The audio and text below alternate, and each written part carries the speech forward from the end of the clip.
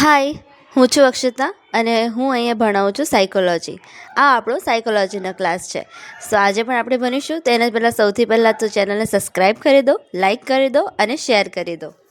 સો આજે આપણે કરવાનું છે પ્રકરણ 1, સંવેદન, ધ્યાન અને પ્રત્યક્ષીકરણ. બહુ જ ઇઝી છે, બરાબર. સૌથી પહેલાં તો આપણે અહીંયાથી પેન લઈ લઈએ. હવે જે મનોવિજ્ઞાનમાં માનવ વર્તનને અસર કરતા પરિબળો હોય, જેમ કે શરીરતંત્ર છે અને એનામાં તેના જે કાર્યો છે, પછી એને જે અનુભવાતા સંવેદનો છે અને તેનું આપણે જે અર્થઘટન કરીએ છીએ એને, બરાબર, તે આ મહત્વનો એટલો પાર્ટ છે, બરાબર. અને માનવી પોતાના જ્ઞાનેન્દ્રિયો દ્વારા આ બાહ્ય જગતની માહિતી મેળવે છે ને, એટલે આ આખું ટોટલ આટલી વસ્તુ આખા પાઠમાં છે. એટલે સૌથી પહેલાં તો આપણે માનવ વર્તનને અસર કરતા પરિબળોમાં જે શરીરતંત્રમાં આવેલા જે અવયવો છે, આંખ, કાન ને બધું, એના વિશે અને તેના કાર્યો વિશે જાણીશું. એના પછી સંવેદનો વિશે જાણીશું અને તેનું આપણે અર્થઘટન કેવી રીતે કરીએ છીએ ને એ વિશે જાણીશું. અને આ બધા જે ત્રણેય વસ્તુ છે ને એ જ્ઞાનેન્દ્રિયો દ્વારા બાહ્ય જગતની માહિતી કેવી રીતે મેળવે છે. એટલે આખું આપણું જે શરીર છે એ આસપાસ આપણી તમારી આજુબાજુ તમે મોઢું ફેરવીને જોઈ લો કેટલી બધી વસ્તુઓ પડેલી છે, અથવા તો કેટલી બધી વસ્તુઓ છે, અથવા તમે બહાર જાઓ તો કેટલી બધી વસ્તુઓ છે પર્યાવરણમાં છે, આસપાસ છે, લોકો છે. તો એ બધાની માહિતી આપણને જે મળે છે, આપણું મગજ જે રિસીવ કરે છે એની માહિતી એટલે આખા પાઠમાં ભણવાની છે આપણે. તો સૌથી પહેલાં તો આપણે સંવેદન સેન્સેશન એટલે એની અર્થ અને સમજૂતી મેળવી લઈએ. સંવેદન એટલે જ્ઞાનેન્દ્રિયો દ્વારા થતો ઉદ્દીપકનો અનુભવ. આજુબાજુ તમારી જેટલી પણ વસ્તુ પડેલી છે ને એને આપણે ઉદ્દીપક તરીકે કહેશું, બરાબર. ઉદ્દીપકનો અનુભવ. જ્યારે કોઈ પણ બાહ્ય ઉદ્દીપકની અસર માનવીના જ્ઞાનેન્દ્રિયો પર થાય ત્યારે આંતરવાહિની તંતુઓ ઉત્તેજાય. એટલે કાંઈ પણ આજુબાજુ આપણે બાહ્ય ઉદ્દીપક આસપાસ જે વસ્તુ છે એ આપણે જ્ઞાનેન્દ્રિયો પર અસર કરે એટલે આપણી આંતરવાહિની તંતુઓ શું થાય? ઉત્તેજાય અને મગજના ચોક્કસ ભાગ સુધી એને સંદેશો પહોંચે, જેનાથી આપણને સંવેદન થાય. ના 20 સેકન્ડમાં થઈ જાય બધી વસ્તુ, બરાબર.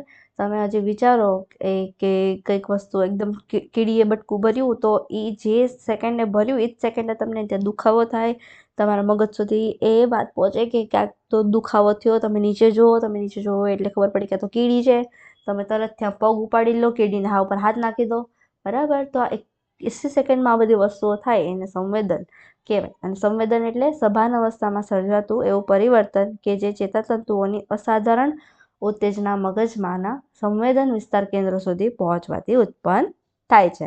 એટલે એ જ પગમાં જો તમને ખાલી ચડી ગયો હોય ને એ પગમાં તમને કાંઈ અનુભવ ના થતો હોય, બરાબર, તો એ પગમાં કીડી શું મકોડો આવીને કરડી જાય ને તો એ તમને સેન્સેશન નહીં થાય. એટલે કેવી અવસ્થામાં થવું જોઈએ? સભાન અવસ્થામાં, બરાબર. આના પછી સંવેદકોના પ્રકાર. સંવેદકોના કેટલા પ્રકાર છે? 3 વર્ગોમાં વહેંચાય એટલા પ્રકાર છે. એમાં બાહ્ય સંવેદક, શરીર અને આંતરિક. બાહ્ય સંવેદનોમાં જેમ કે પ્રકાશ, ધ્વનિ, ગરમી, સ્પર્શ, દબાણ અને રસાયણો, બરાબર. બાહ્ય આપણી શરીરને છોડીને આજુબાજુના બધા, બરાબર. પછી શરીર સંવેદકો, જે શરીરના અનેક અવયવોમાં જેમ કે રચનામાં. શરીર સંવેદકો એટલે કે શરીરના વિવિધ આંતરિક અવયવોની રચના સંવેદન માટે જવાબદાર હોય છે. જેમ કે દ્રષ્ટિ સંવેદન માટે સળીશંકુ કોષોની ઉત્તેજના, શ્રવણ માટે સૂક્ષ્મવાળ કોષો વગેરે, બરાબર. શરીરમાં જે કંઈ પણ સંવેદકો રહેલા છે ને એ એકબીજા પર ડિપેન્ડન્ટ હોય છે, ઇન્ટરડિપેન્ડન્ટ હોય છે બધા, બરાબર, એકબીજા માટે જવાબદાર હોય છે. પછી આંતરિક સંવેદનો, શરીરના આંતરિક અવયવોમાં ફેરફારો જે થાય એનો જે આપણને અનુભવ થાય એને આંતરિક સંવેદનો કહેવાય. એટલે તમને દેખાય નહીં પણ તમને ભૂખ લાગી હોય ત્યારે હોજરી ખાલી છે એવું અનુભવ થાય કે પેટ ખાલી થઈ ગયું, ભાઈ ખાવું પડશે હવે. ગળામાં બહુ દોડ્યા હોય તો ગળામાં સોસ પડે તો પાણી પીવાનું અનુભવ થાય, બરાબર, પાણી પીએ એવું તમને ઈચ્છા થાય. ફેફસામાં કે રક્તવાહિનીમાં થતા ફેરફાર માટે ગભરામણ થવા માંડે, અચાનક બીપી વધવા માંડે તો, બરાબર. આ બધા સંવેદકોના પ્રકાર છે. બાહ્ય, શરીર અને આંતરિક 3 વસ્તુ યાદ રાખવાની છે. નેક્સ્ટ, અરે ભાઈ નેક્સ્ટ.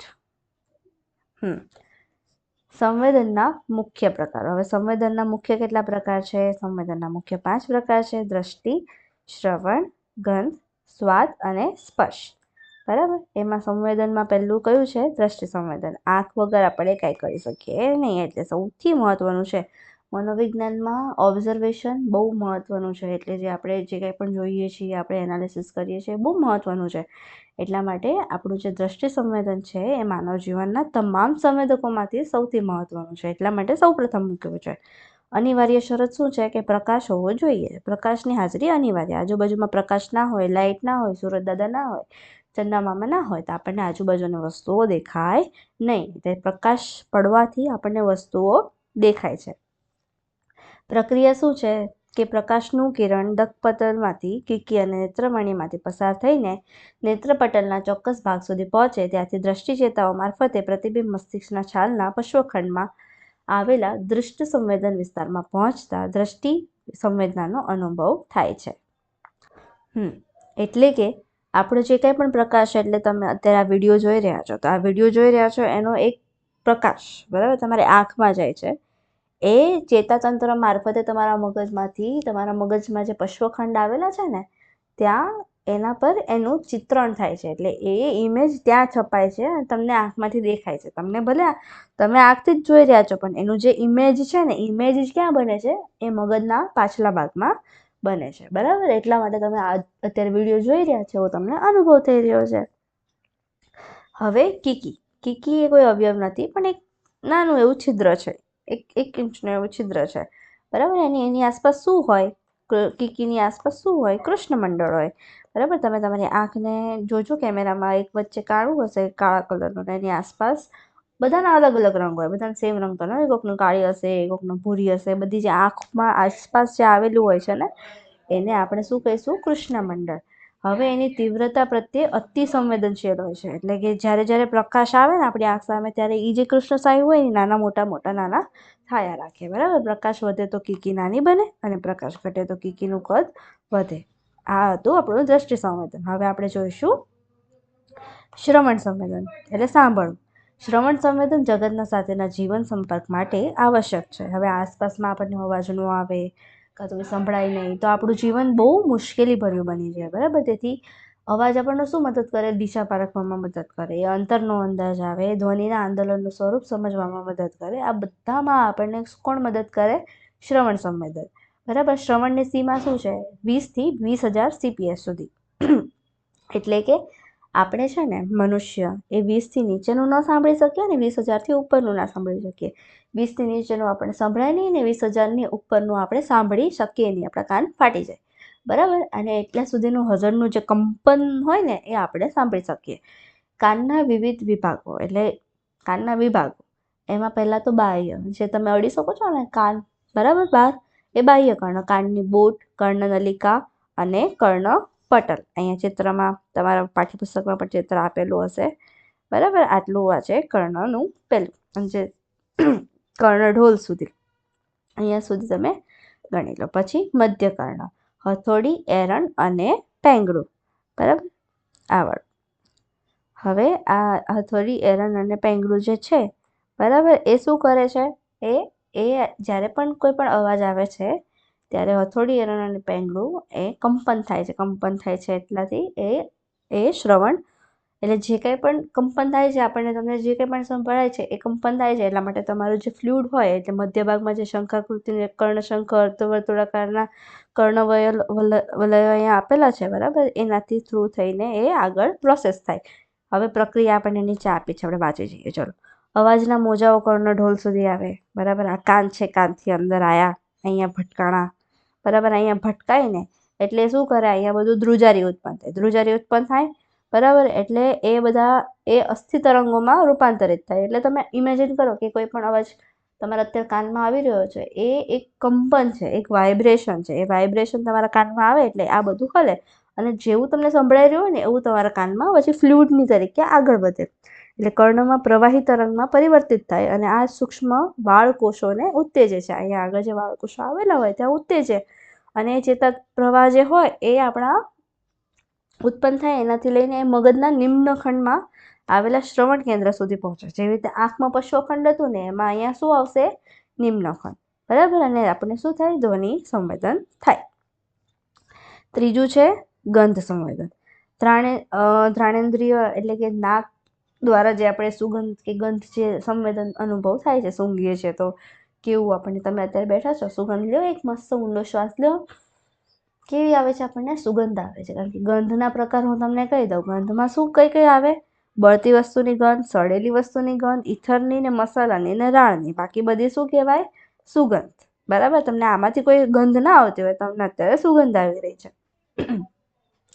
નાકની અંદર જે બે નળીઓ જે આપણી આવેલી છે, બરાબર, જ્યાંથી આપણે શ્વાસ લઈએ છીએ, ત્યાં ઘ્રાણતંતુઓના ઉત્તેજનથી ચેતા પ્રવાહમાં મોટા મગજના મસ્તિષ્કના છાલના મૂળ સુધી પહોંચતા ગંધને સંવેદન અનુભવાય છે. બરાબર?